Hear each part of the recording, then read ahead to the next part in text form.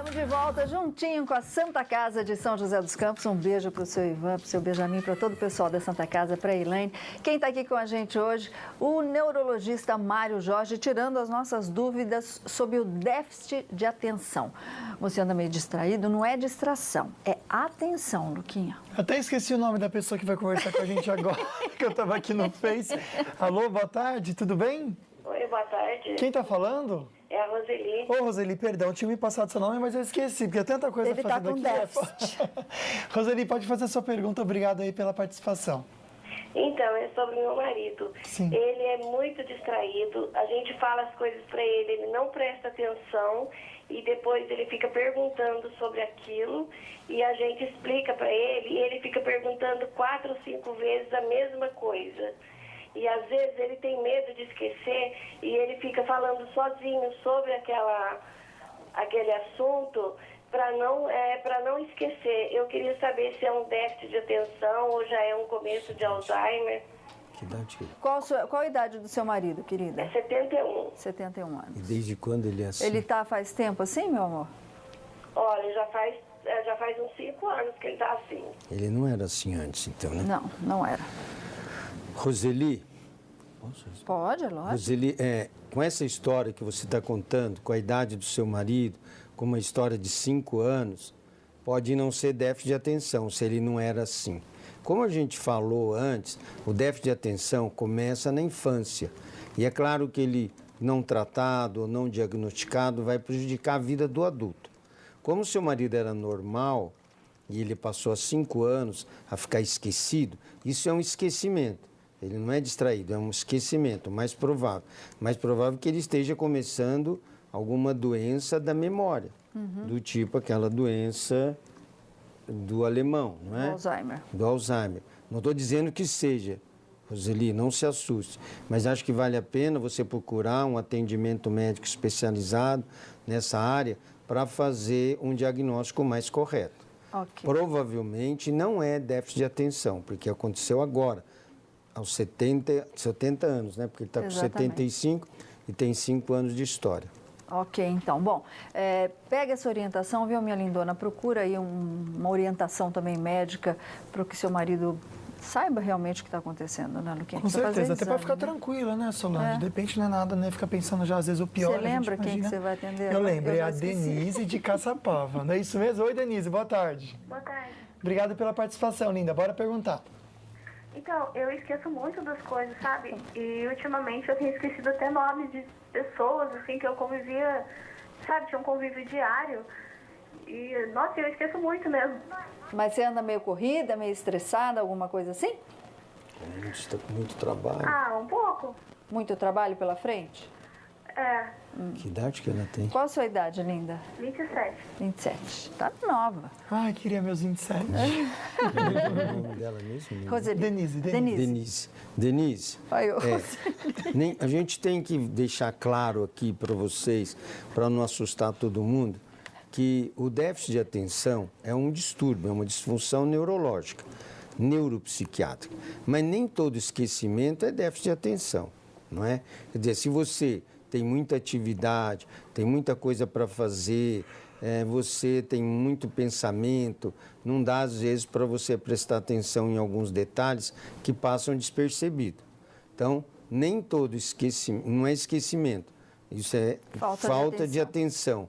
Para você guardar uma informação, para você arquivar um conhecimento, é preciso que você preste atenção primeiro. A memória é um processo secundário à atenção. Primeiro você tem a atenção naquilo que você está aprendendo e depois você guarda aquilo que você aprendeu. E o que ela tem que para fazer? recuperar depois. Você pode fazer exercícios para melhorar a sua atenção.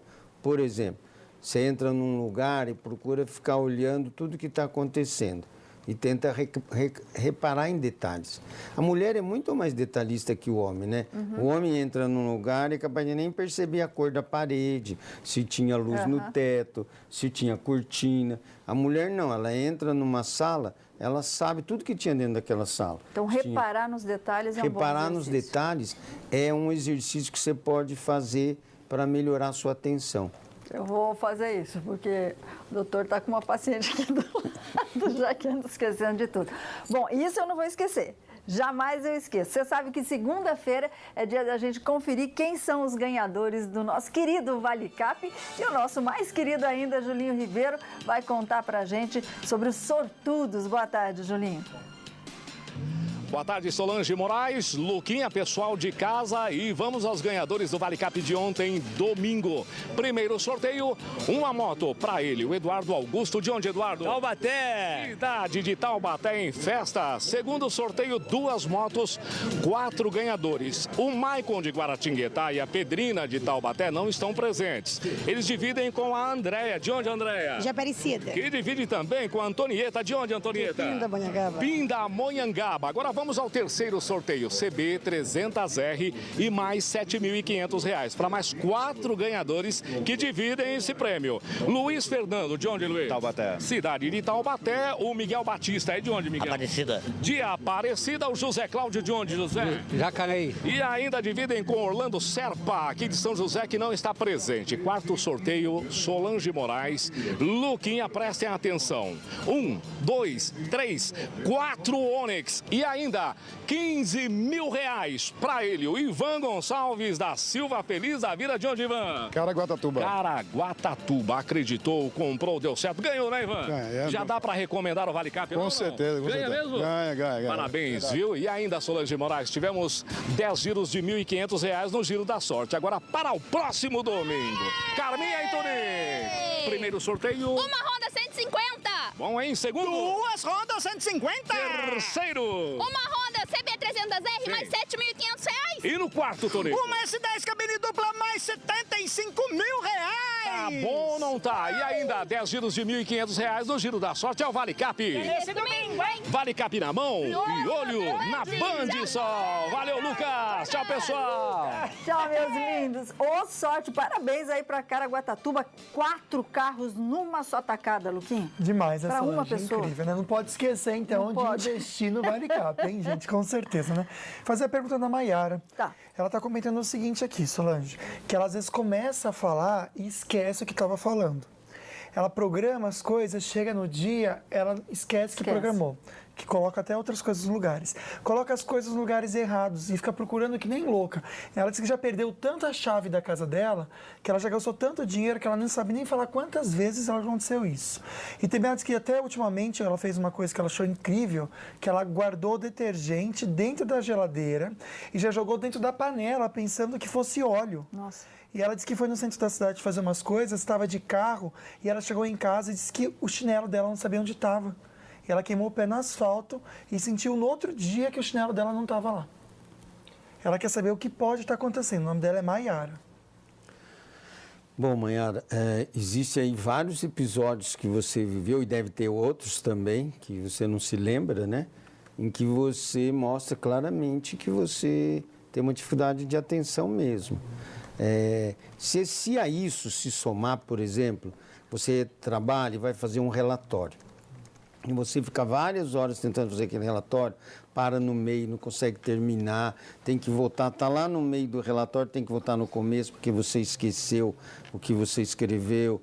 Se você está lendo um livro, por exemplo, e lê 3, 4, 5, 6 folhas, aí tem que voltar no começo, porque você esqueceu o que você leu para frente. Se esses sintomas também se associarem àquilo que você contou aqui para o Lucas, é possível que você tenha um distúrbio da atenção.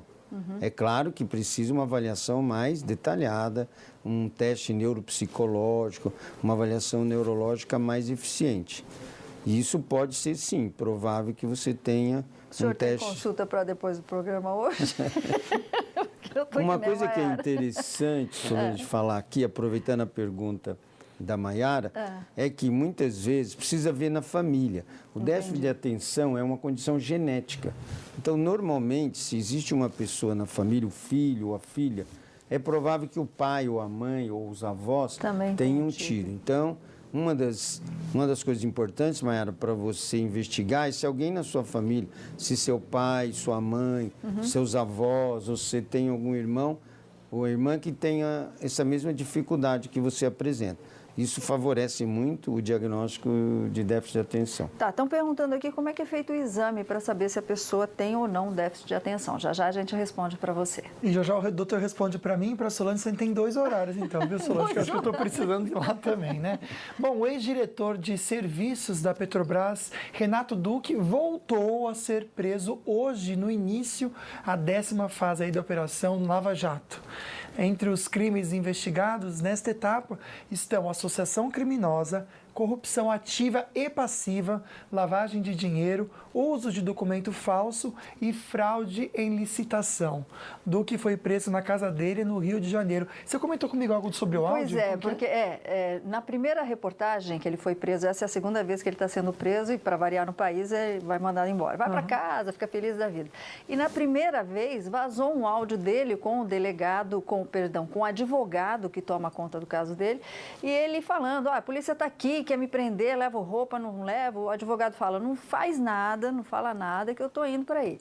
Aí ele retruca e fala, mas que país é esse que está me prendendo? É um país que está com os pacová na lua de vocês, é esse país que está te prendendo. Totalmente amoral, como o doutor comentou aqui no intervalo, né? Bom, e vários panelaços foram registrados pelo Brasil na noite deste domingo, depois do pronunciamento do governo na TV. Não sai daí que a gente já mostra.